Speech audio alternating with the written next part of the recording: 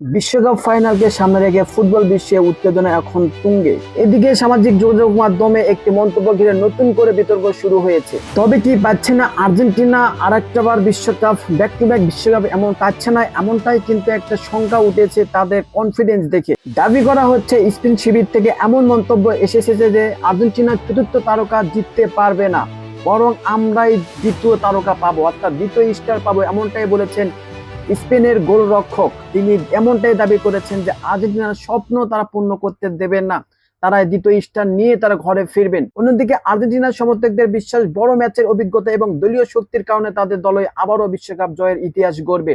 সব জল্পনা কল্পনার অবসান হয়ে ফাইনালে 90 মিনিটেই শেষ পর্যন্ত তার মাথায় উঠবে বিশ্বকাপের মুকুট, সেটাই এখন দেখার অপেক্ষায়। এমন আরো সর্বশেষ ফুটবল আপডেট পেতে ভিডিওটি সবাই শেষ পর্যন্ত দেখবেন এবং সাবস্ক্রাইব করে রাখবেন, বেল আইকন বাটনটি অন করে রাখবেন, প্রত্যেকটা ম্যাচের আপডেট পেয়ে যাবেন। আপনারাই বলবেন যে কে বিশ্বকাপ জিতবে। অবশ্যই আপনাদের কমেন্ট বক্সে আপনাদের মূল্যবান মন্তব্যটি আমরা দেখতে চাই এই মুহূর্তে।